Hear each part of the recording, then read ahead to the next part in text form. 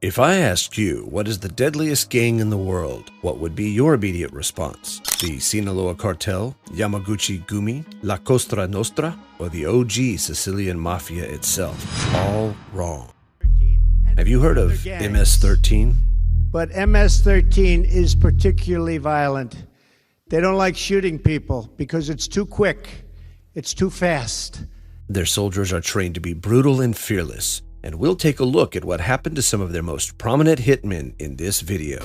Ernesto Miranda, also known as Smokey, Ernesto Miranda's story tells a tale of violence from start to finish. After escaping the heat of the Salvadoran War, where he served as a soldier, he moved to Los Angeles. Here, instead of respite and a peaceful life, he found more war in the streets. In the midst of a battle for survival and dominance, he formed gangs with other immigrants from El Salvador. Those gangs morphed into the infamous Mara Salvatrucha Mafia Gang, or MS-13, a criminal powerhouse responsible for acts of terror all over America. The topic of this video you're watching. As co-founder of the gang, he spearheaded several operations involving drug trafficking, human trafficking, gun violence, murder, and street fights. As the U.S. government unleashed several tactics to tackle the MS-13, gang members were arrested and deported to El Salvador in their numbers. Smokey was one of them in 2004. His deportation turned out to be a positive turn for him as he dropped the gang life and set out on a new path for himself, a path of peace.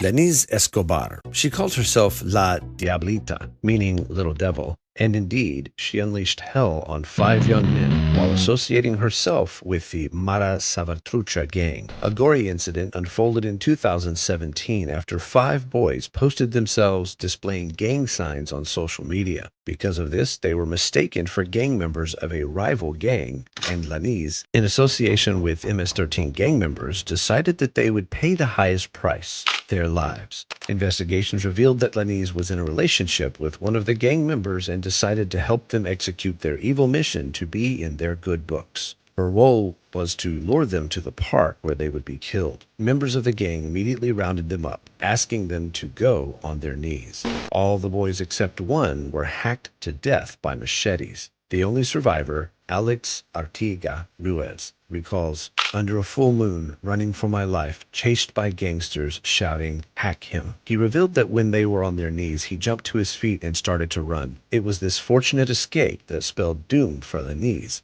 and about 15 other members of the gang. She was apprehended by the police and charged with multiple counts, including murder in aid of racketeering, conspiracy to murder, obstruction of justice, and racketeering tied to murder. She pleaded not guilty to all charges, but on the 11th of April, she was found guilty of all charges. She is currently awaiting sentencing. Defense attorney Jesse Siegel mentioned that she is faced with a probable life sentence and not the death penalty because she was still a juvenile at the time the crime was committed. Now 22, Lenise may spend the rest of her life in jail.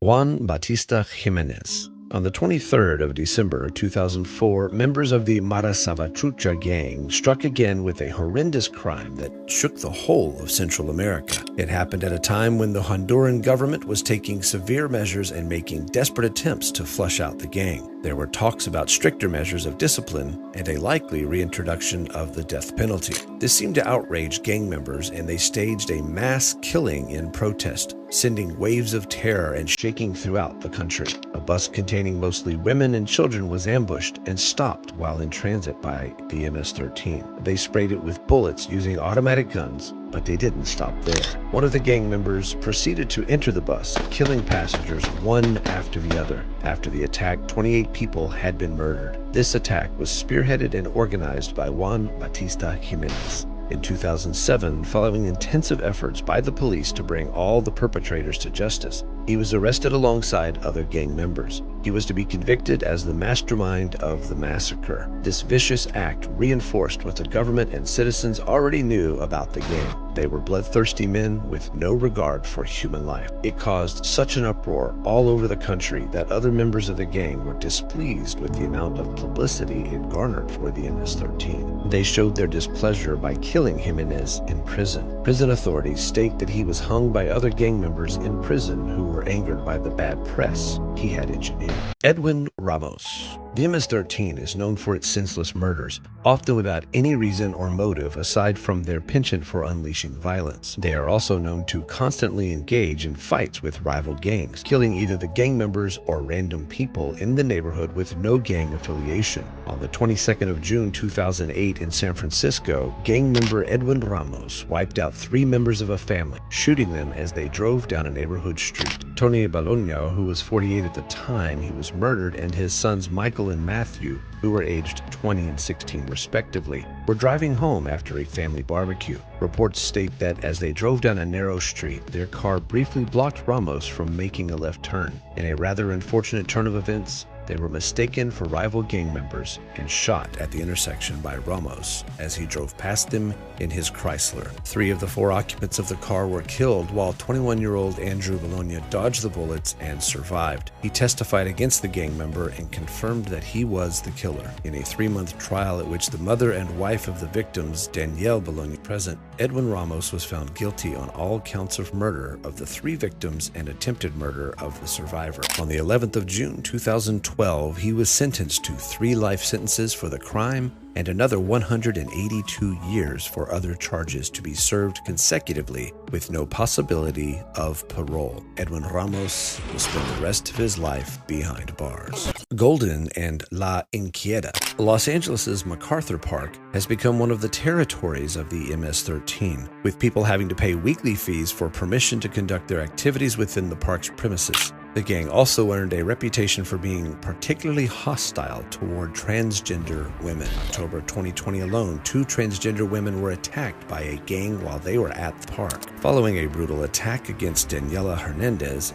gang members identified as Golden and La Inquieta had previously approached her, requesting that she pay a fee to be allowed to stay in the park. They requested $80, but Daniela said she reached an agreement with them to pay $20 every week whether she was at the park or not. She said she struggled to pay this fee to the gang members even after she lost her job due to the COVID pandemic. However, it seemed like the gang was still not pleased with her as they sprung up on her one day while she was sitting on a bench at the park, unaware of the deeply horrendous experience she was about to have. 2 men and a woman walked up to her from behind, and the woman grabbed her neck from the back, slitting her throat with a knife. The other 2 men proceeded to stab her with knives in her stomach, chest, and arm. She was found and rescued by the police with 13 stab wounds and a 5-inch long slash along her neck. Golden, who has been identified as a 22-year-old Javier Tramin Rodriguez, and La Inquieta, who is 23-year-old Margarita Valencia, have been apprehended by the police. They have both pleaded not guilty to charges of extortion and attempted murder. Both await trial to decide their fate. 25-year-old Alejandro Enrique Ramirez Umaña is the first member of the Mara Salvatrucha gang to be sentenced to the death penalty. The FBI says that the prosecution of Umaña, which was thoroughly done sweeping through the coast of El Salvador to North Carolina and California, serves as an example of how they are positioning themselves to wipe out a gang that has wreaked unspeakable havoc in the country. Umaña is said to have committed 5 murders starting in 2005. On the 27th of July 2005, he killed Jose Herrera and Gustavo Porras. A few months after, in the same location, Los Angeles, he was one of the gang members who murdered Andy Abarca. On the 8th of December 2007, he murdered 2 brothers. It happened in Greensboro at a family-owned restaurant. Umaña walked in flashing gang symbols and was challenged by 2 brothers, Ruben Garcia Salinas and Manuel Garcia Salinas, who said the symbols were fake.